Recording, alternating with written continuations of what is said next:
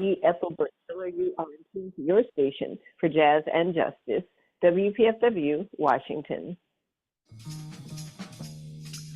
Welcome to On the Margin with Ethelbert Miller.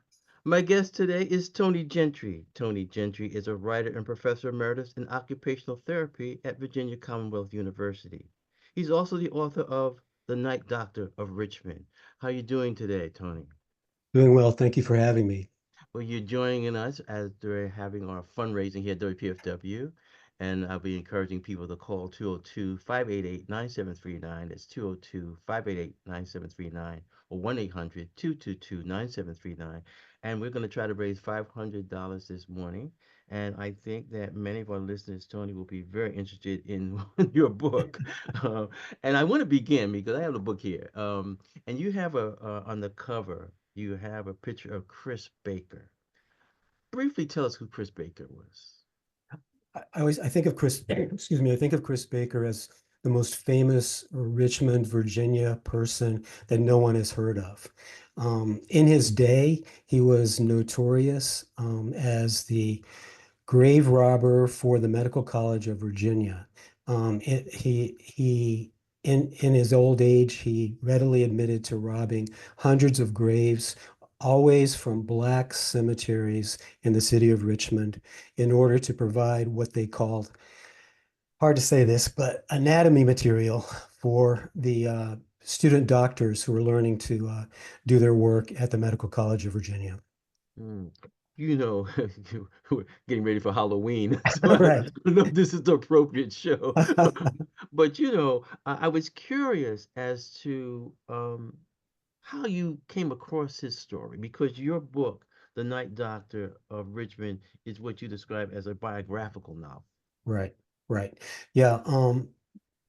So Chris Baker's story disappeared after his death. The robbing of graves was no longer necessary for anatomy classes because of the laws that were passed that allowed you to donate your body for that purpose. And then what happened was back in 1994, some years ago, during the excavation for a medical building across the street from the old Egyptian building where Chris Baker had done his work, a well was dug up, and in that well were body parts. The Virginia Commonwealth University allowed the building to stop for 2 days. Some of those body parts were removed. They were examined at the Smithsonian, and it was found that most of them were African American people, some children, men and women both. And it was discovered at that point that these were body parts that had been leftover remains from anatomy classes at the old medical school. Who did this? How did this happen?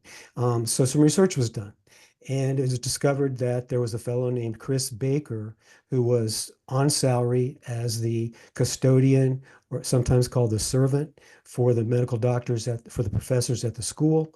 And his job was to manage anatomy material, which meant he went out to the cemeteries when there had been a freshly dug grave, brought that body back to the basement of the Egyptian building, prepared it for dissection, participated in the dissection of the bodies, and then disposed of the remains, we think in a pit underneath the building.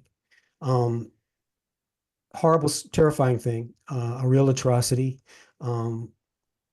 Defilement of bodies is something that every religion in the world gets upset about. Everyone is unhappy with that. Nevertheless, once that happened, it was in the news for a few weeks, and that died out. I'm telling this story in sort of a long version because I want to give credit to the people who are due to credit. In 2011, there's a wonderful professor here at VCU whom you may know. His name is Sean Utsi. He's the chair of the African American Studies Department here.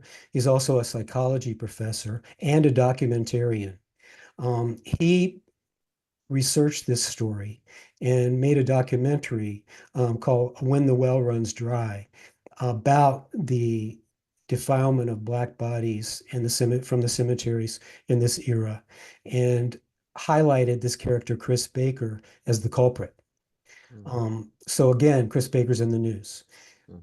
This really caused a stir in the whole community here in Richmond, to the point that the Virginia State Legislature, about, I guess it's 10 years ago now, actually issued a proclamation of atonement saying this happened at VCU, at the Medical College of Virginia, and there's this character, Chris Baker, who was responsible.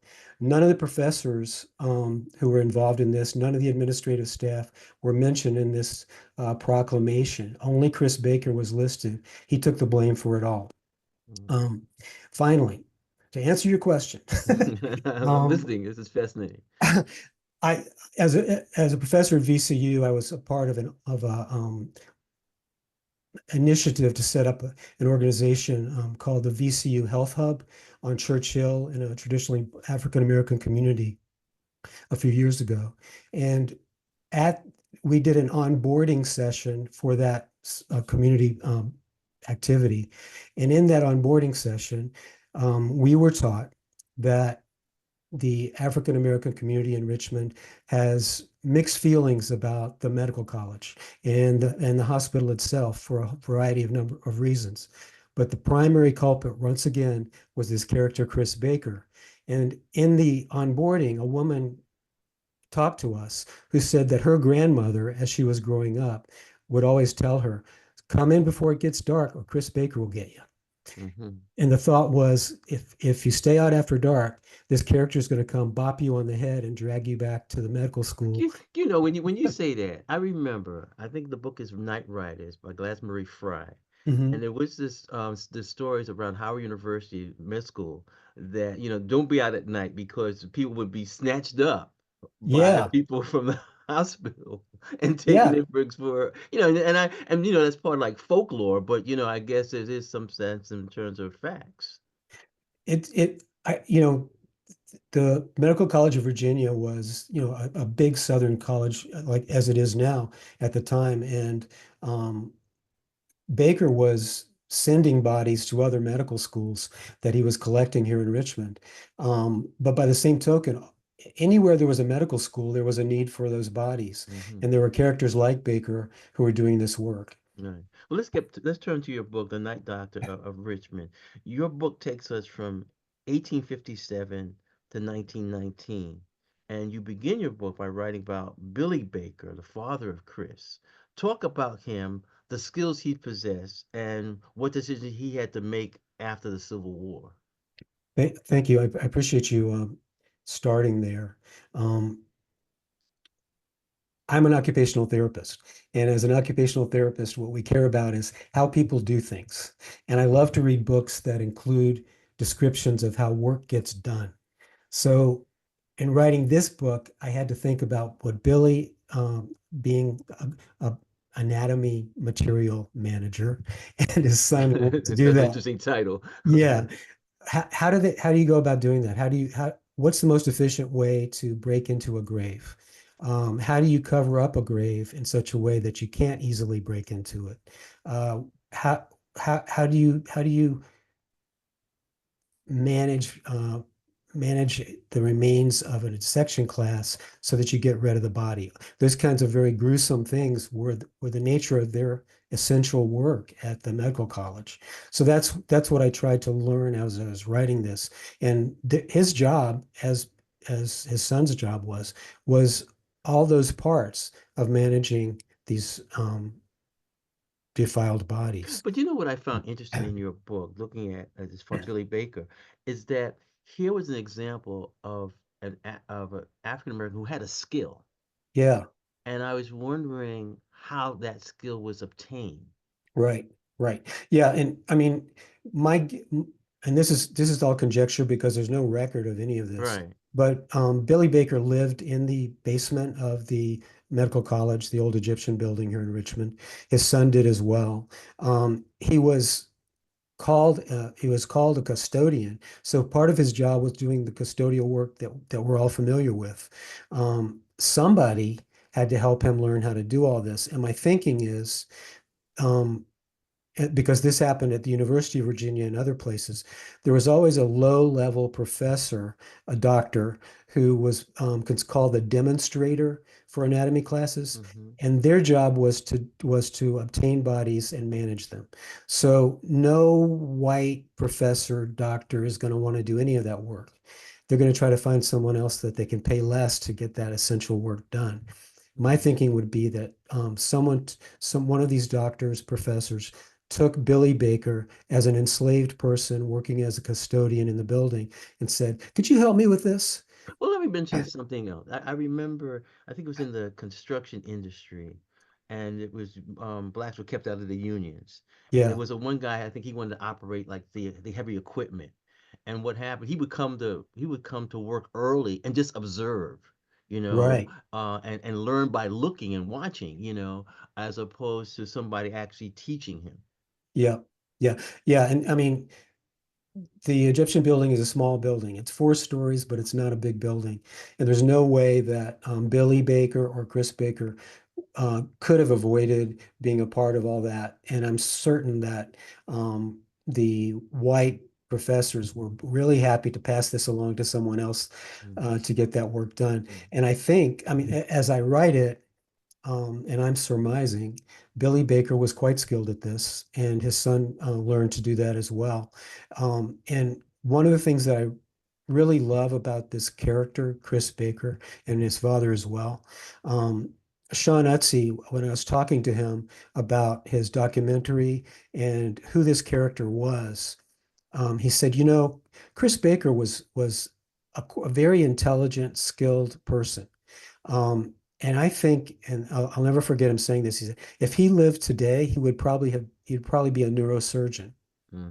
Except in his life, however, he was the most reviled person, despised person in the Yeah, city. we're going to talk about Yeah, that. yeah. I hope our listeners are listening to your comments, and hopefully they'll call in as during this fundraiser. The number here to call the station, as you're listening to Tony Gentry talk about his book, The Night Doctor of Richmond. The number here at the station is 202-588-9739, 202-588-9739, or 1-800-222-9739.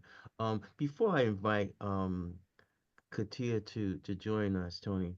I want to go back to looking at how when you're talking about Billy Bark, you're talking about like the Civil War, and Right. when I think of the Civil War and the photographs that's come out of the Civil War, or the whole thing in terms of people soldiers being their legs being chopped off, and the bodies, war body graves, mass graves and things of that sort. It seems that this is where this is picking up, that the war is giving rise to the advancement of anatomy and medical sciences, because there's a need to deal with the soldiers. Yeah. That's all true. And one of the things that struck me in thinking about the training of doctors during the Civil War, Hmm. um, there wasn't a whole lot of training available because so many doctors were needed. And at the Medical College of Virginia, that was the only college in the South that continued to train doctors throughout the 4 years of the war. And one of the young doctors later wrote that he was sent out into the field doing complex amputations and other heavy Right. medical treatments night and day on the battlefield after not having even learned how to lance a boil because Mm. they were needed so quick, so much, and so Wow. fast. And the city of Richmond was, to a large extent throughout the war, one giant hospital. There were 22 hospitals in the city of Richmond during that time, treating thousands of soldiers, many of whom didn't survive. And Okay. then and they were there. So there's also thousands of buried soldiers in our cemeteries here. Mm. Well, we have many listeners to our station this morning. And Katia, I invite you to join us and introduce yourself to Tony. Yes, good morning, Tony. I am just riveted to this conversation. It's pretty amazing. And as you all were speaking, I went and read the synopsis of your book, and it's just fascinating. It has taken my breath away, quite frankly. So I'm not sure. Um, what else to say except I cannot wait to read the book. I will want to say we want to thank Marcus out of Deerwood, Maryland, for getting us started this morning. Thank you so much, Marcus, for your generous pledge of support. You know what to do, folks, for E. Ethelbert Miller and the fantastic program that he produces every Thursday morning at 9 a.m. on the margin. If you are, what was my term last week? A literary, I didn't say literary fan. I can't remember the term that you laughed at, but I'm if you're, laughing now. I know, if you're like me and you love literature and you love the work of Ethelbert Miller and all of the diverse authors and poets that he presents to us, then it's your turn to support that which supports you. 800-222-9739, $440 to go for our fall pledge drive on the margin. This is our second opportunity to come to you during this pledge drive. And we ask you to move to the phone or to the computer to make that pledge of support. You make everything here possible. You certainly provide the platform where we can hear the excellent program On the Margin hosted by Ethelbert Miller. So we don't want to take another moment away from this conversation. I want to hear what happens next to Billy and Chris. It really is fascinating history. And I just learned last night from another book that John Brown's body was, Nat Turner's body was skinned and cannibalized. So, the things you learn at WPFW are magnificent. And it's really a university of the air. And this morning is no exception to that with this author. So please go to the phones, make that call that makes the difference. 800-222-9739, WPFWFM.org. A modest lift right now of $440 to meet the goal. Ethelbert? Okay. Thank you. We're back talking to Tony Gentry. Tony, I was wondering in terms of the writing of this book, how does one turn facts into fiction? And I say Yeah. that in terms of one, when I look at your book, it's like the city of Richmond, it's medical history, it's relationship that people have to the there's so many things happening here that now you say, okay, I'm not just a journalist reporting on this. I'm going to write a novel. Yeah. And so I just wondering about, for our listeners, who are writers, how did you do that? And also you're navigating the issues of race. Yeah. Yeah. I mean, those are big questions. But I think you have a straightforward answer for this particular book. During his lifetime, there were 8 newspapers in the city of Richmond, daily newspapers, black newspapers, white newspapers. There's a Jewish newspaper. There are all sorts of different ethnic newspapers in the city, and most of them wrote at one time or another about Chris Baker, because he was a fairly notorious, strange character. Eventually became a legendary character in the city. A lot of contradictions in these articles, a lot of fantastic made up stuff about them, but there were some consistencies across them about his life. And at the same time, the medical college has a very good archive of things like payment ledgers, letters from students, those kinds of things. And he's mentioned over and over again in the archive. So what I had to do was try to piece together what is known about him, and there's a finite amount of material that's known about him, and what that leaves is a lot of gaps. And inside those gaps is where I began to imagine, as best I could, what this gentleman might have lived, what his experience might have been.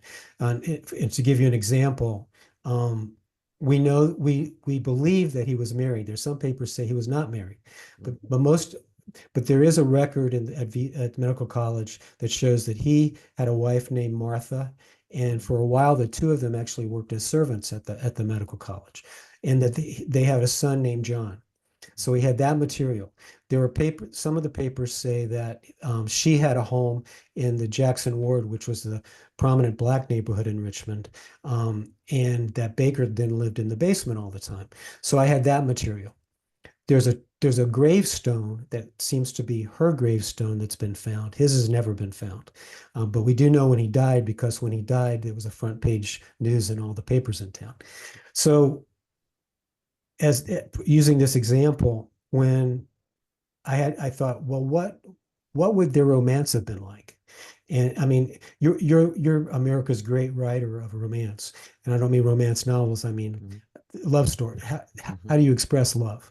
And I was thinking about your poems when I was putting this together because I was trying to tell a story that humanized this quotes monster. And one beautiful way to humanize someone is to tell the story of a romance. And so most of the story about Baker and his wife was put together between my ears, Mhm. because that was the biggest gap in his tale. And the other reason I wanted to tell about their relationship, in addition to wanting to humanize him, was probably Richmond, Virginia's most famous person is Maggie Lena Walker, the African American businesswoman. And I wanted to include her and honor her because they were contemporaries. She grew up across the street from the Egyptian building. And by incorporating her as a friend of his wife, I was able to tell that side of Richmond's history as well. But I have to be completely honest, I made that all up. Mhm. Well, one of the things that seems to be very symbolic is the Egyptian building, because you think of mummies, Yeah. and I was just wondering to what extent did you explore that building as a character? Yeah, from day one, that building was a big character in the book, and I don't know if you've ever seen it, that building, but I tried to imagine it when it was being built in 1845. There Mhm. weren't very many. I don't know that there were any four-story buildings in Richmond at that time, and it's on top of one of Richmond's prominent hills. Richmond is a city of seven hills, and the downtown hill is where the Egyptian building sits. It's Mhm. above the Capitol building, further down the hill. And so, like you just mentioned, Egypt was just becoming known around the world because Napoleon had conquered Egypt at the turn of the century. And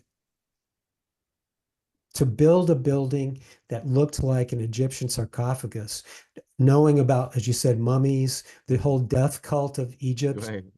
the fact that this is an African place that we're talking about, it must have been a terrifying building to look at, Or there especially must have been some what's secret going on mason. There must inside have been there. some secret masons involved with Yeah, some little rituals were going on upstairs. yeah. I mean, you know, people marched on that building. Hmm. People tried to burn that building down. It was considered.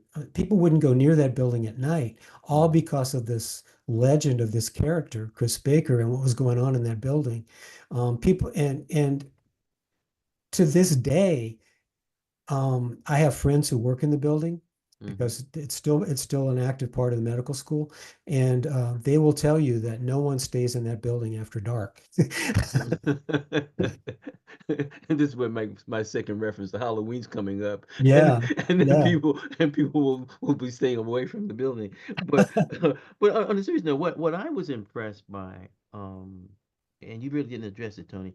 I was impressed at how you navigated issues of race, because what happens is that I was looking at the language in terms of conversation, yeah, and it didn't seem as if you were trying to stereotype or capture. It just seemed that you said, okay, this is I'm going to have people talk, as opposed yeah. to trying to capture how they might have talked back then.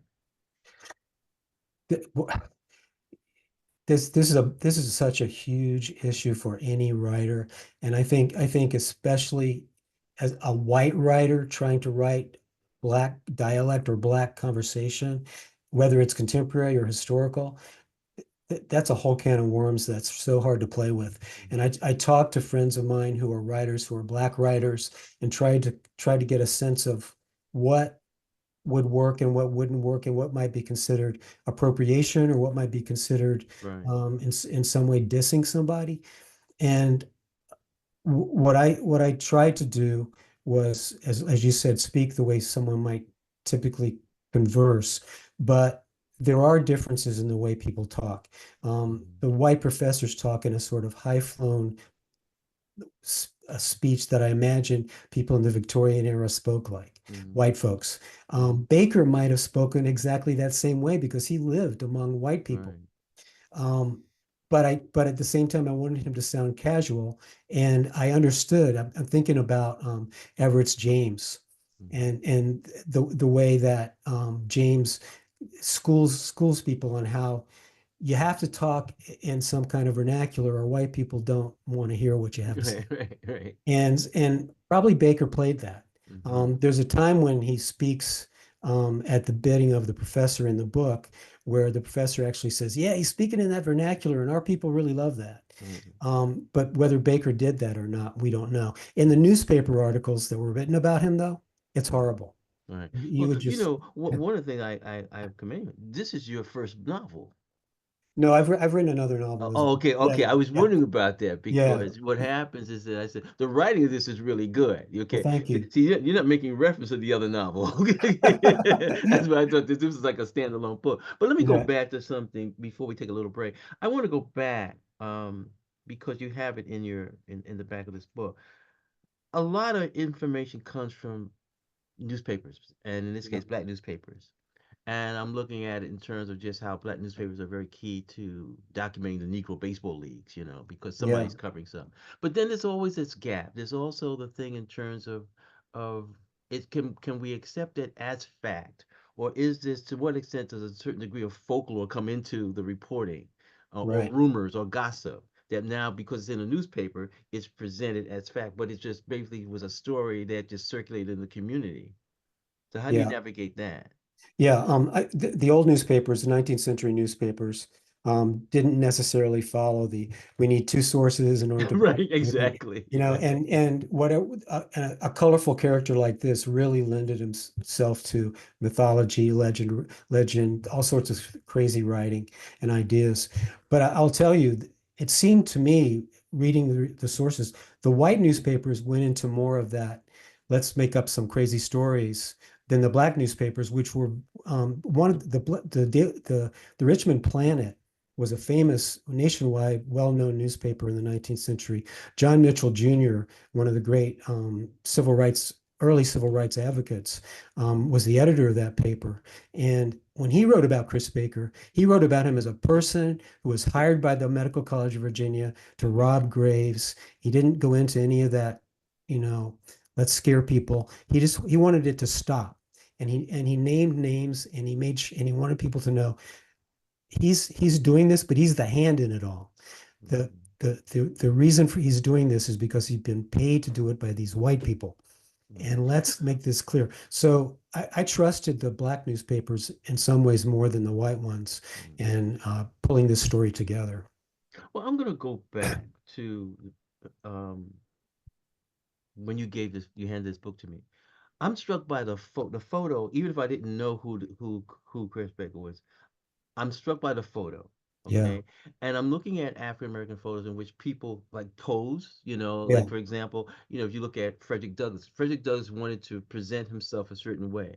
So despite all the rumors that might be circulating in the community, Chris Baker seemed like he wanted to make a statement in this photograph. Right? So why don't you just describe this photograph to our listeners? Because this is radio; they can't see the book that I'm holding up here. yeah, right. So this photograph was taken when Chris Baker was about 60 years old.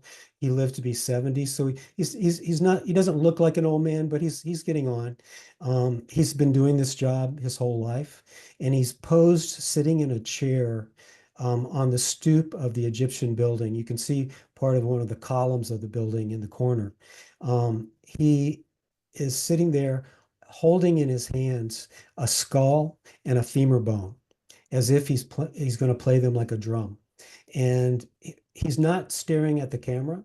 He's sort of looking off in the distance with this sort of wistful look. It's a fascinating look to me. It's something that really struck me the whole time I was writing the book. His face is so lonely and soulful and sad. And it's just a remarkable photograph to me. He's showing you that this is what I do. I'm holding in my hands what I do. No one else can do this, and I can't really share what I do with anyone else. Hmm.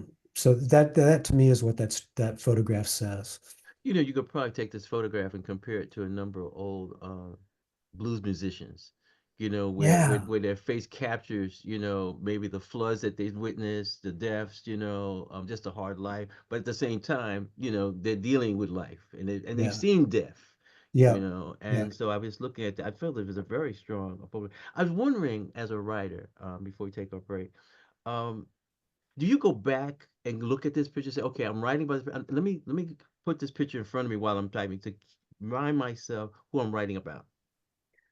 Like, Absolutely. And there are several historic photographs of Chris Baker. Each one adds to that sense of who that person was. mhm, And to a large extent, I worked from those photographs in imagining him. And I don't know if you recall this, but in the very beginning of the book, as a little boy, he picks up a skull and a femur bone and right. taps them. And at the end of the book, this happens to him again. And the reason for that is that photograph. Right. It opens the book and it closes the book. Okay, well, we're gonna take a little break, so we'll close off the first half of the show and open up the second half. I'm talking to Tony Gentry, and we're talking about his book, The Night Doctor of Richmond. We're here at WPFW doing our fundraising period, and we're encouraging people to call 202-588-9739, 202-588-9739, or 1-800-222-9739. My name is Ethelbert Miller. The stage is WPFW 89.3 FM.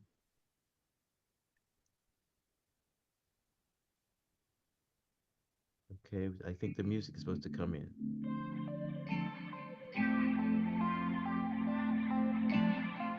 The DC Palestinian Film and Art Festival is back in person for the first time in 6 years.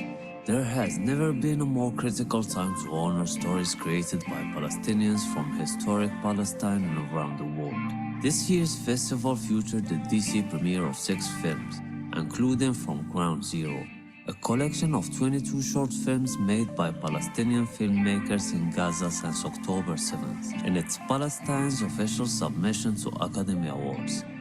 The festival will also host a hands-on workshop to create your own political art, conversation with filmmakers and artists, and the DC book launch of Visualizing Palestine First Book. Details at dcpfaf.org. WPFW, building a better world, one broadcast at a time. Okay, we're back on the margin with my guest, Tony Gentry, the author of The Night Doctor of Richmond. Tony, talk about Dr. Stuart McGuire and why he's important in your book. Yeah, Stuart McGuire is the son of Hunter Holmes McGuire. So most of what we're talking about is Hunter Holmes McGuire. Um, Hunter Holmes McGuire was a Civil War surgeon. He was born in Winchester, Virginia, was part of the very early battles in the Civil War that were around Winchester, and became the corps surgeon for the army that Stonewall, the famous Stonewall Jackson, his army. And even before his fame for that, he was locally famous because after John Brown's raid and it became clear that there was going to be some huge break in the United States around slavery. He and 200 other Virginian medical students were studying in Philadelphia, which had the best medical school in the country at the time. He brought all of them back as sort of an assistant professor, all of them back to Richmond all at once on one train, Hmm. feted with a huge parade. And they then went to the Medical College of Virginia and were trained as doctors for free in order to get ready for this war that was coming on. After the war, just to give an example of what the work was like for a Civil War surgeon, he was lecturing some years later about anesthesia, and he said that during the war he had conducted 40,000 surgeries using the anesthesia of the time, which is mind-boggling to think about. He came back to the Medical College of Virginia, worked as a doctor in the community, became the president of the American Medical Association, started his own competing college down the street, opened a hospital here in Richmond. And when he died, there was basically 3 days of mourning for this heroic doctor at a time when the white people of Richmond were beginning more and more to talk about the lost cause and consider all the leaders of the Civil War on the Confederate side as heroes. Mhm. You know, one chapter that I felt was extremely important, Tony, was chapter 38, the College of Physicians and Surgeons, Richmond, where you write about this new age of medicine beginning. Could you talk Yeah, about that? yeah. So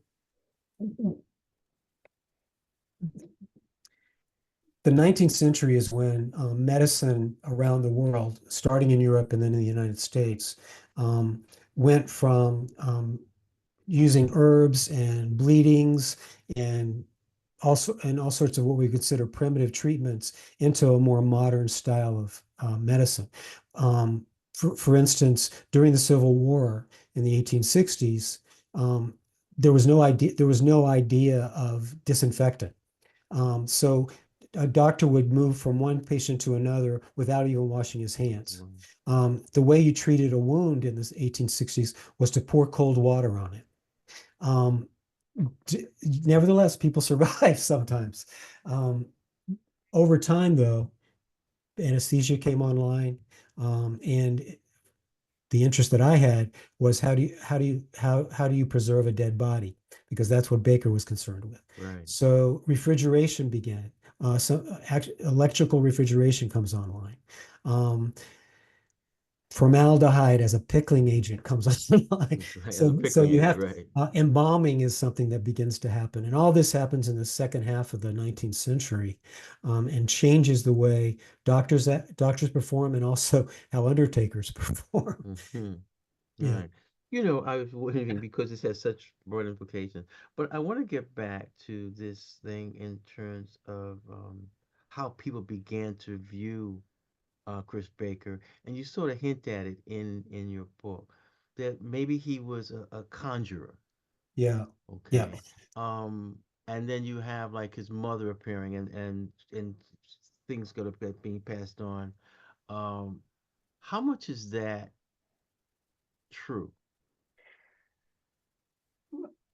I would not have gone there on my own, but but the large majority of newspaper articles about him, and also um, documents written by the professors at VCU about him, Mhm. talk about him as being rumored to be some kind of witch doctor and to have communication with the spirit world and to be able to both heal and harm just by looking at you. And that's part of this strange legend around some probably that would come up about anyone who handles dead bodies. He was considered a ghoul, a sort of spirit person in touch with the spirit world in that way. And I thought, let's play with that. And the way I decided to do that was have him suffer an injury early on in the book that may have scrambled his brain in some way, Mhm. or that may have opened up an avenue to the supernatural that the rest of us may not have.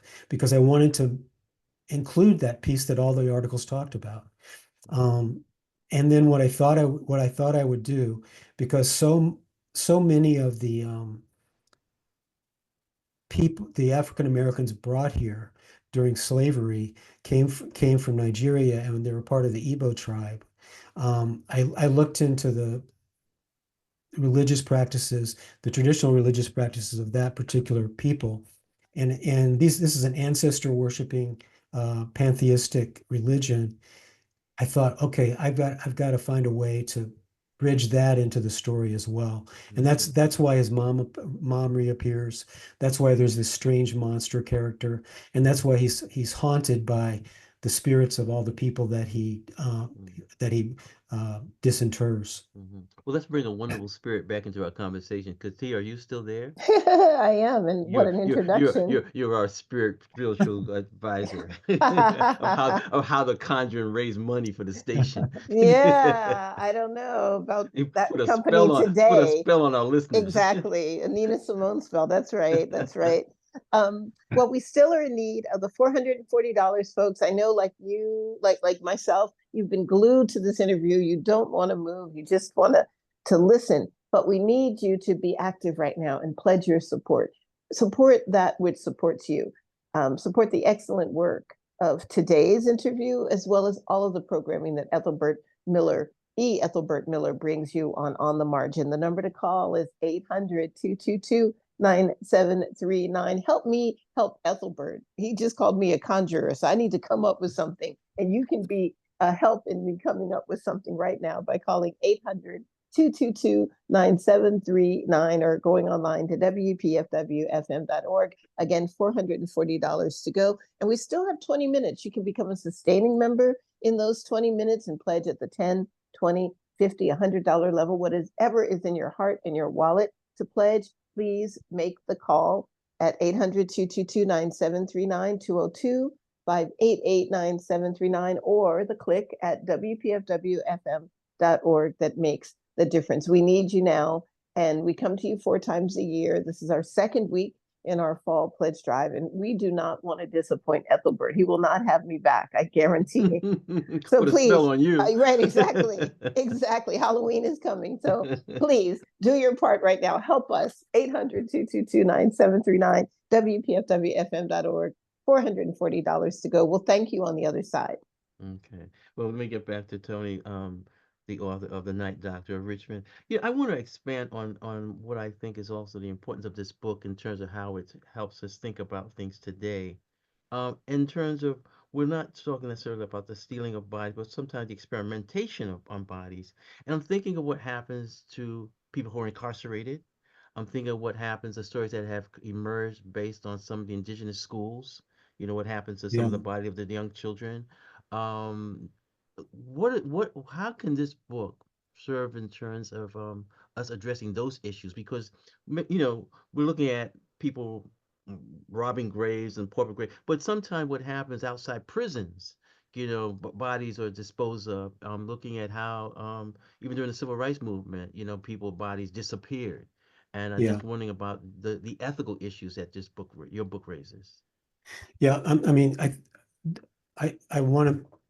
I was trying to at the end and then afterward comment on that, and the piece that seems that most struck me was the hypocrisy around blaming Chris Baker for the work that he was doing at the behest of the medical school. The people that were, to my mind, most to blame for this were not Chris Baker. It was the people that paid him to do the work. Mm-hmm. And I think tracking down who is doing this work, who's benefiting from it, and who's paying for it are the questions we have to think about. Because and I mean the whole black market in body parts that only the surfaces in the papers every once in a while goes on all the time.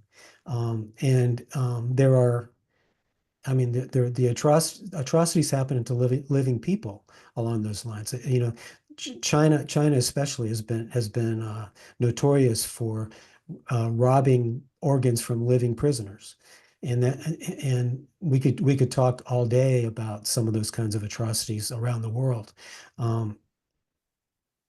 What do you do? Do you own your own body? Um, what is the worth of an organ? These are just terrifying questions to think about, but actually they're things that are happening every day. Well, I think they're not just terrifying, but they're sort of also like ethical and philosophical questions. Yeah, And I guess one of the questions I would ask you is in terms of what can people learn from the dead? You yeah, know, and I say that in terms of one, um, because where our science and technology are, we can, you know, go back and look at, try to find DNA evidence and things of that sort, and all of a sudden people are making claims to people who at one time were unknown. right, right. Yeah, for sure. And one of the real wonderful things that has come out of all this, when the Smithsonian took the body parts that were taken from the well back in '94 here at Medical College, they were able to identify through DNA some of the descendants of these people. And to their credit, the medical college brought these bodies back to Richmond, and a wonderful ceremony has been held to honor them, and a sort of a ceremony of atonement as well, with their descendants coming to be part of this ceremony. So to me, it's wonderful that this kind of thing can happen because of DNA, and that I think has been a part of what's going on in Richmond overall over the last decade or so. There's a kind of a healing that's going on here in Richmond around recognizing our history and acknowledging it, and maybe through seeing it for the first time for real, maybe we can find a way to get along better. I've lived here a long time, and it's a powerful thing to see these cemeteries speaking back to us, these bodies speaking back to us, and our history coming back, and maybe we're beginning to face it. Well, one of the things I feel is just a challenge of facing our history is that when I read your book, all of a sudden I'm saying, okay, I've been reading about the Civil War. Okay, this is another way of looking at the Civil War. The same way, for example, a number of years ago, I started looking at the Civil War through the development of photography. Yeah, Okay, because photography is coming of age at the time the Civil War is going on, and so that's why I was really looking at Frederick Douglass and how he presented himself in images. But now what happened with your book is opens up a whole door in terms of looking at how medicine, the medical field is advancing, right. and that without this war, maybe, it takes years for us to figure out, okay, how to preserve a body, how to deal with anesthesia and things of that sort. So, you look up and says, okay, out of this tragedy, certain things are advancing. And so I look at your book and I said, wow, okay, we may not be robbing grave sites, but we're like snatching people's kidneys and livers, I Yeah, mean, yeah, which to me is just as dangerous if it right. becomes a market. Yeah. And I always tell my students that horrible thought, but it medical medicine always advances in wartime. Hmm. For instance, the the idea of an intensive care unit came online during the Vietnam War, and now every community hospital has an intensive care unit. So the idea of using a helicopter to bring someone to a hospital was a Vietnam War innovation, and so you see these kinds of things and now from the Afghanistan Iraq conflicts that we hope are done. We've learned all sorts of things around prosthetics and managing brain injuries. So yeah, that's an unfortunate benefit of war. Mm. I was wondering to what extent your book would be part of someone's curriculum, like say for example in medical school, because I Yeah. remember I mean at Howard, there was a number of people who were saying, okay, um, I want to make sure that my students have access to books about traditional medicine and healing, Yeah. just so that, Yeah. it complements, what we're teaching here in our curriculum. And I just feel that this book would be very important for medical students, not necessarily history students. I think if you're interested in where we've come from in medicine, that would be a really good topic to talk about. And I was thinking about that when I was writing it. Hmm. How do you see this book affecting, let's just begin with the state of Virginia, because what happens is that many times you uncover this history, but people prefer that it would be remain hidden, Right. because what Right. happens, sometimes you look up, it affects people's families, who have the same name. And so say, okay, this is my great grandfather, and why are you looking at him as a villain now? Yeah. So this discovery on one level is positive, but then it also can open up scenes within a particular state or community, and you are the culprit. Right. Right. I'm just Yeah. saying. Absolutely. Along the thread I was just mentioning about how we're just beginning to wake up to um, the lies that we've been told all our lives. When I was in school, I'm an old man now, but when I was in school here in Virginia in the public schools, I was taught the word slave was never used. Hmm. My sons were recently graduated from high school. Slavery was talked about, but the role of Richmond, our city, as the second largest slave market in America for 50 years, was not mentioned. And so there's so much we have to uncover. Maybe novels like this that try to tell sort of human interest versions of these tales, Mm-hmm. try to humanize the story, are ways to help us, as I said, begin to sort of at least see where we've been, Mm-hmm. because we can't start to heal until we can see the facts. Mm. Well, it opens the door about genres. You know, you just talk about, I mean, this is a biographical novel. I was wondering whether someone would read this book and say, okay, I'm going to write a biography, you know, of Yeah, Chris Baker. You know, right, and the same way I remember Robert Hemingway had did the first biography on Zora Neale Hurston, and right. at down in Orlando, he had said, "Well, I think a black woman should write, you know, a Yeah, biography," and then yeah, that's where Valerie Boyd took up that mantle. And I was just wondering, maybe there might be a need for a biography. I mean, you know, you did a lot of research in terms of newspapers and stuff, but you were still dealing with what I would call like creative nonfiction. You know, you're sort of right, imagining things, right. but somebody would say, okay, I'm with new databases and things that I can follow and find more facts. Yeah, yeah, yeah. I just you may have read about this too. The lady who wrote had written a woman had written a novel about T.S. Eliot's affair with a woman across his entire life, and it was apparently a very popular novel. And then just recently, she's written a biography about that. That takes out all the speculation and just tells the facts. So I think you could do that with Chris Mm-hmm. Baker. There are going to Mm-hmm. be gaps though, Mm-hmm. because that's where the imagination piece comes in. Mm. How did this book, Tony? How did this book change you? You know, in terms of me, you you occupational therapy, but I Mhm. mean, how did this change you in terms of just looking at your profession, um, navigating through old documents? Yeah, yeah.